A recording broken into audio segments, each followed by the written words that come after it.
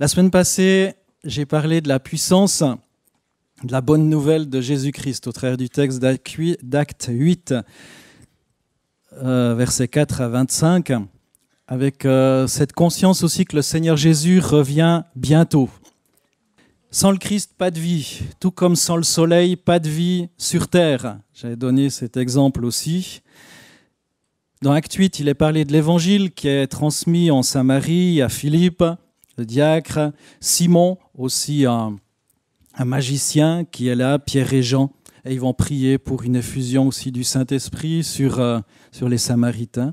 Cette vie aussi de Dieu en nous. Aujourd'hui, on va aller un petit peu plus loin. On va parler sous forme d'une question. Je vais vous poser une question. Quel est ton appel ?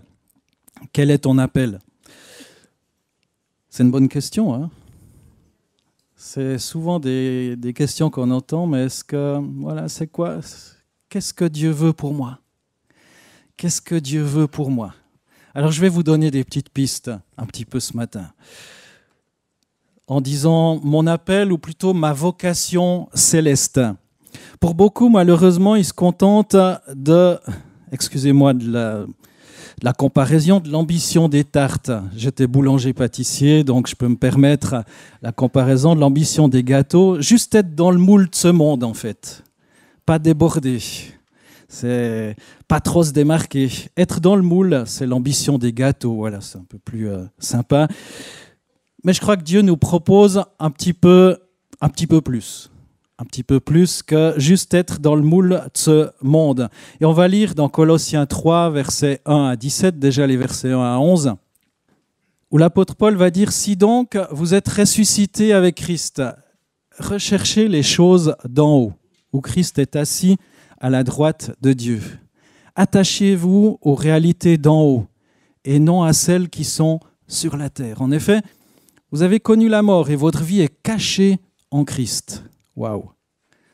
Comment on a connu la mort? Est-ce qu'on est mort, ressuscité? C'est ce qu'on va vivre aussi au travers du baptême.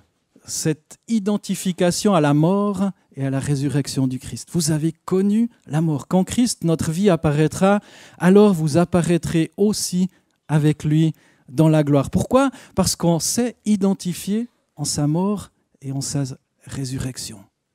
Verset 5. Faites donc mourir en vous ce qui est terrestre, l'immoralité sexuelle, l'impureté, les passions, les mauvais désirs et la soif de posséder, qui est une idolâtrie. La soif de posséder. C'est où qu'est notre passion finalement? Il y en a pour tous, on dira l'immoralité sexuelle, l'impureté, ok, mais aussi les mauvais désirs, la soif de posséder des choses. Prochaine voiture, prochaine maison, prochain truc, la soif d'avoir toujours plus. C'est à cause de cela que la colère de Dieu vient sur les hommes rebelles. Vous aussi, autrefois, vous viviez parmi eux, vous marchiez dans ces péchés. Mais maintenant, renoncez à tout cela, à la colère, à la fureur, à la méchanceté, à la calomnie, aux grossièretés qui pourraient sortir de votre bouche. Il y en a pour tout le monde, hein ? Waouh ! Un peu plus loin, verset 9. Ne vous mentez pas les uns aux autres, car vous vous êtes dépouillés du vieil homme et de ses manières d'agir. Vous avez revêtu l'homme nouveau qui se renouvelle pour parvenir à la vraie connaissance, conformément à l'image de celui qui l'a créé. Il n'y a plus ni juif, ni non-juif, ni circoncis, ni incirconcis, ni étranger, ni sauvage, ni esclave, ni homme libre, mais Christ est tout et en tous.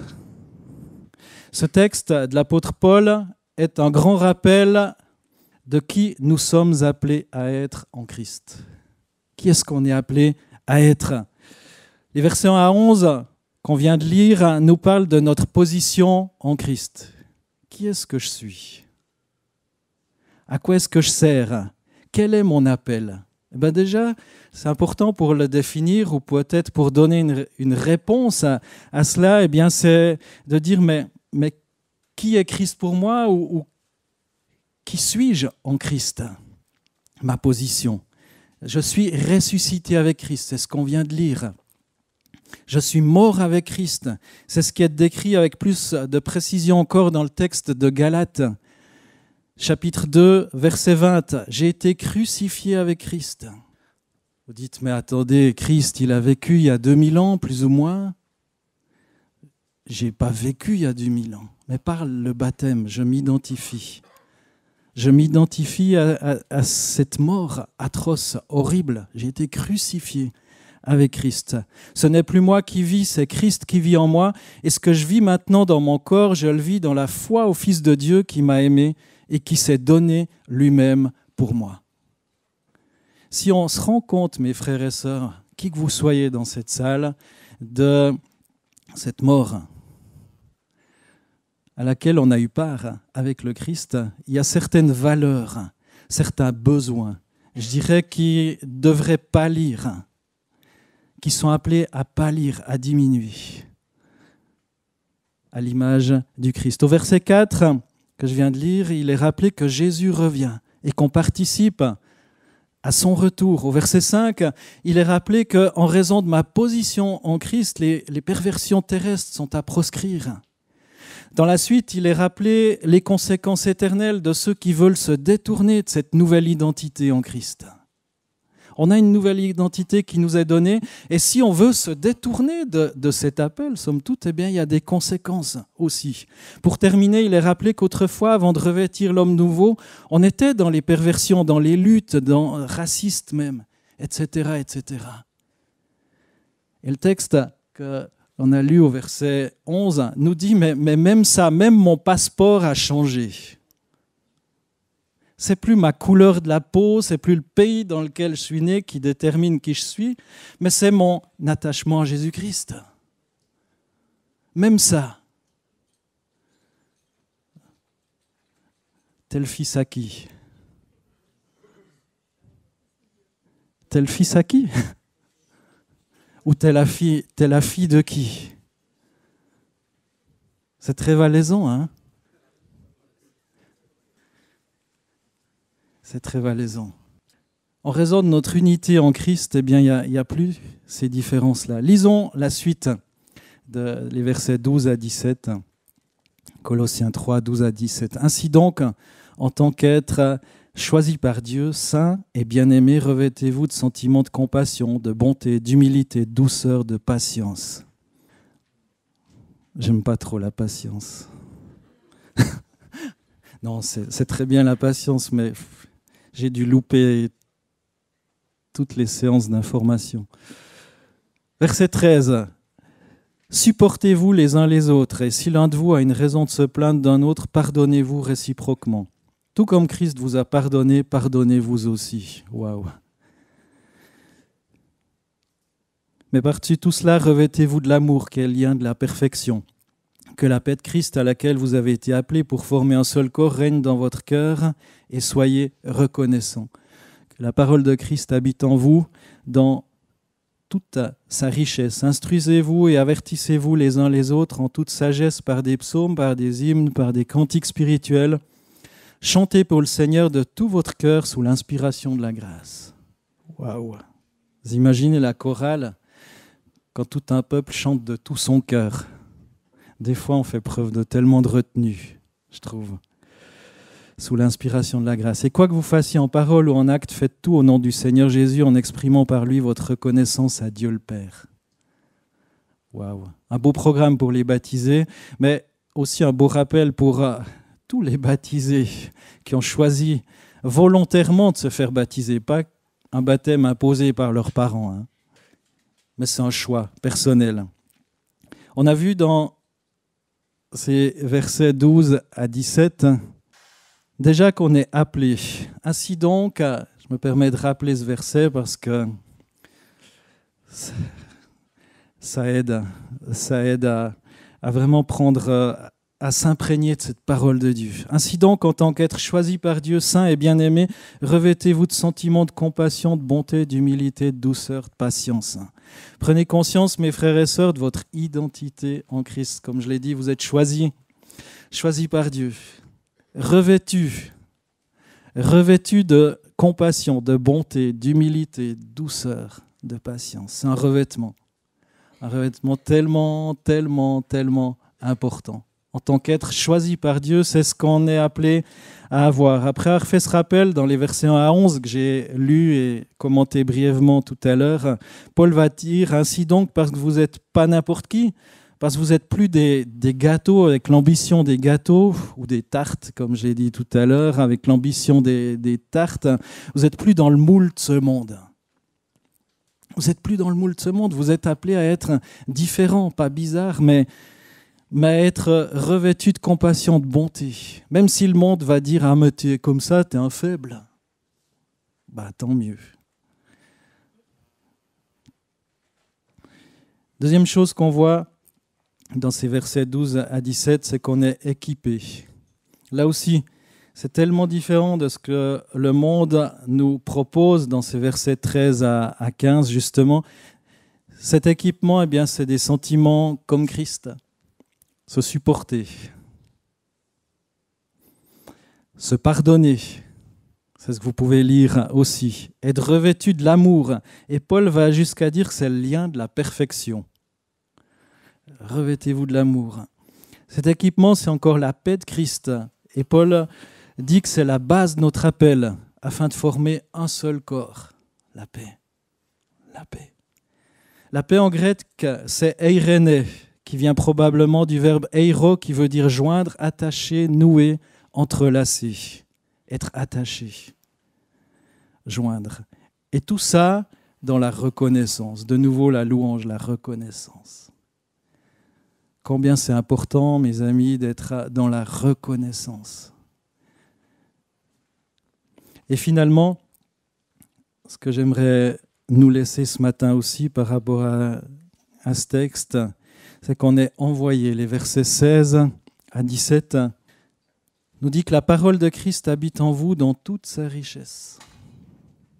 Instruisez-vous, avertissez-vous. La parole de Christ doit véritablement habiter en nous.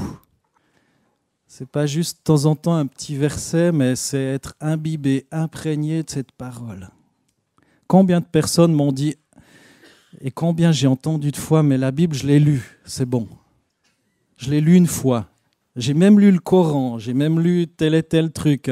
C'est bon, c'est fait. Il y a la petite coche.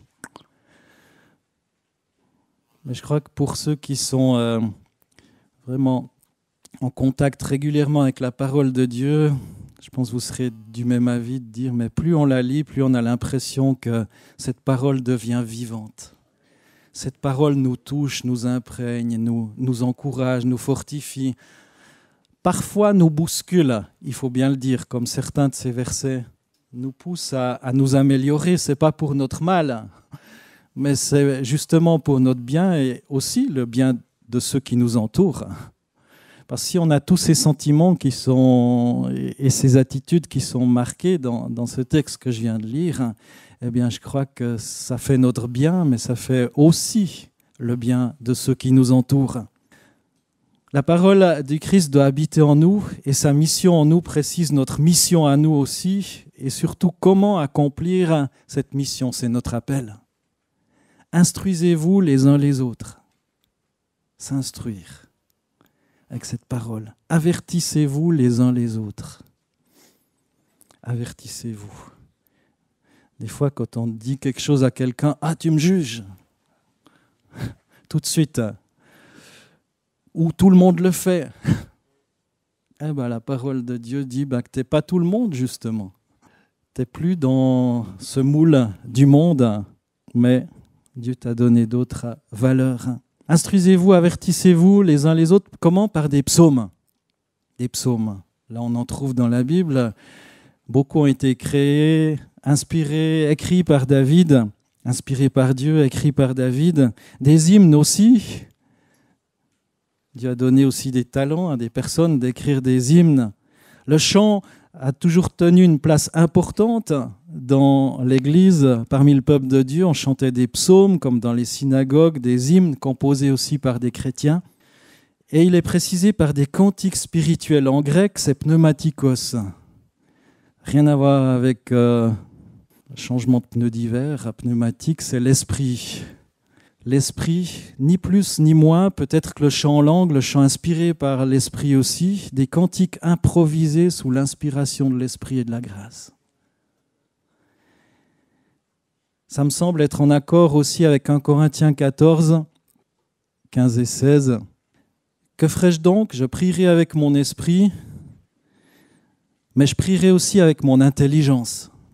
Je chanterai des louanges de Dieu avec mon esprit, mais je chanterai aussi avec mon intelligence. Autrement, si tu remercies le Seigneur uniquement avec ton esprit, comment l'auditeur non averti, assis dans l'assemblée, pourra-t-il répondre Amen à ta prière de reconnaissance, puisqu'il ne comprend pas ce que tu dis?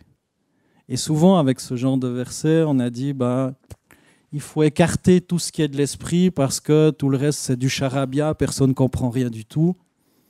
Mais Paul écarte pas l'un au détriment de l'autre. Il dit, je prie par l'esprit, mais par l'intelligence. Combien c'est important d'avoir cet équilibre. Jésus parlait aussi de fleuves d'eau vive qui couleraient de ceux qui recevraient le Saint-Esprit. Un fleuve, ce n'est pas toujours possible de le canaliser, là encore. Dans Jean 7, 38, relisez ce texte. Un fleuve, des fleuves d'eau vive. Ça peut faire peur, des fois, un fleuve. Parfois, ça sort de son lit, ça déborde un petit peu. Mais c'est ce que Jésus dit, des fleuves d'eau vive. Moi, j'aime à penser que ce n'est pas juste une petite gouttelette d'eau, un petit ruisseau tout sec, bien gentil, mais c'est un fleuve qui coule. Dans Jean 4, 14, Jésus va dire encore, celui qui boira de l'eau que je lui donnerai n'aura jamais soif, et l'eau que je lui donnerai deviendra en lui une source d'eau qui jaillira jusque dans la vie éternelle. Là encore, une source d'eau, c'est de l'abondance du cœur que la bouche parle. Dieu nous a créés pour être remplis de son esprit aussi, même plus pour déborder d'amour, de louange, de joie, de courage, de force. Chanter des hymnes, des psaumes, mais aussi des cantiques spirituels, pneumatikos. Des cantiques dans l'esprit aussi, sous l'inspiration de l'esprit. C'est la parole de Dieu qui le dit. On exprime les merveilles de Dieu. Et notre vocabulaire, je crois, est parfois trop pauvre. C'est pourquoi aussi le Saint-Esprit vient des fois dans nos prières à notre secours. Une profonde libération intérieure peut se produire lorsqu'on parle même dans d'autres langues. Ça peut arriver. Et je ne crois pas que ce qui était valable du temps des apôtres ne le soit plus aujourd'hui. D'ailleurs, l'apôtre Paul va dire dans la lettre aux Romains, chapitre 8, versets 26-27, de même aussi l'Esprit vient au secours de notre faiblesse, car nous ne savons pas ce qu'il convient de demander dans nos prières, mais l'Esprit lui-même intercède par des soupirs inexprimables. Et celui qui sonde les cœurs connaît quelle est l'intention de l'Esprit, c'est selon Dieu qu'il intercède en faveur des saints. Évidemment pas des morts, mais les saints, c'est ceux qui se sont sanctifiés, qui sont en Jésus-Christ, qui sont bien vivants en chair et en os. L'Esprit vient au secours de notre faiblesse. Et combien de fois, des fois, on a l'impression d'avoir tellement prié, tellement intercédé. C'est tellement adressé à Dieu qu'on ne sait plus quoi demander. Au risque des fois de tomber dans des veines redites. La Bible nous met en garde aussi contre l'abondance de paroles, le flux de paroles parfois inutiles qui peut être dommageable. Et là, Paul va dire, l'Esprit lui-même intercède par des soupirs inexprimables. Là encore, moi j'aime à penser aussi que c'est l'action de l'Esprit en nous qui parfois nous aide à prier lorsqu'on ne sait plus comment prier. Et la paix de Dieu peut venir. Livrer à Dieu notre intelligence, notre membre aussi, la langue, le membre le plus difficile à dompter, selon Jacques 3,8, c'est la preuve aussi qu'on veut se donner entièrement à Dieu. Ça requiert aussi une profonde confiance en Dieu. Et le Seigneur mérite notre confiance la plus totale. Alors, je vais conclure. On est appelé à avoir notre identité en Christ. Notre identité en Christ. Revêtu de compassion, de bonté, d'humilité, de douceur, de patience. On a été équipé, et cet équipement, ce sont des sentiments comme Christ, se supporter, se pardonner, tout cela dans la reconnaissance aussi. La reconnaissance. combien c'est important. Et finalement, on est envoyé. Et oui, on a été équipé, vous recevrez une puissance, le Saint-Esprit sur vous, mais on est envoyé. Que la parole de Christ habite en vous dans toute sa richesse. Instruisez-vous et avertissez-vous les uns les autres en toute sagesse par des psaumes, par des hymnes, par des cantiques spirituels. Si avec une forme de louange, il n'y en aurait qu'une qui serait mentionnée dans ce texte. Il n'y en aurait qu'une. Chantez avec votre intelligence. Priez avec votre intelligence. Des psaumes, des hymnes et des cantiques spirituels dans l'esprit, pneumatikos. Chantez pour le Seigneur de tout votre cœur sous l'inspiration de la grâce. Et quoi que vous fassiez en parole ou en acte, faites tout au nom du Seigneur Jésus en exprimant par lui votre reconnaissance à Dieu le Père. Là encore, pas faire les choses pour faire les choses. Tout ce que vous faites, faites-le pour le Seigneur. Si vous le faites juste parce qu'on vous a dit de le faire, peut-être il faut là encore revenir au texte biblique qui nous pousse à nous évaluer, à nous sonder et à progresser. Ça me fait penser aussi aux murailles de Jéricho qui sont tombées dans Josué 6, dans les cris et la louange. J'ai regardé dans le texte original, c'est vraiment ces cris de louange, d'adoration. On voit c'est des cris de guerre, des hurlements de guerre, mais c'est le même mot qui est utilisé pour chanter, pour exprimer la reconnaissance à Dieu. Donc c'est impressionnant là aussi. La louange parfois renverse des murailles. Voilà ce que j'avais à cœur de vous laisser, vraiment à nous dire, mais elle est où mon identité ? C'est quoi mon équipement ? Et finalement, c'est quoi ma mission ? Je suis envoyé. Envoyé comment ? Juste pour parler, blablabla, faire preuve de démontrer toute mon intelligence, mon savoir. Mais là encore, je suis envoyé au combat un petit peu comme Josué, lorsque les murailles sont tombées, avec la louange. Avec la louange. Seigneur Jésus, merci. Merci pour ta parole qui est la vérité. Merci Seigneur Jésus pour ta victoire à la croix. Merci Jésus parce que c'est vrai, notre identité est appelée à être en toi. Seigneur, merci parce que tu nous as équipés. Et merci Seigneur parce que tu nous revêts d'une mission qui est de te louer, de t'adorer. Et combien de murailles peuvent tomber lorsqu'on t'adore. Lorsqu'on proclame, Seigneur, qui tu es face à ce monde. Seigneur, oui, tu nous appelles à être revêtus de sagesse, d'intelligence. Mais Seigneur, tu nous appelles aussi, Seigneur, à simplement proclamer qui tu es. Seigneur, face à l'immensité parfois des défis. Et je te prie, Seigneur, pour ces baptisés qui vont témoigner de leur attachement à toi, que ta grâce soit sur eux maintenant. Amen.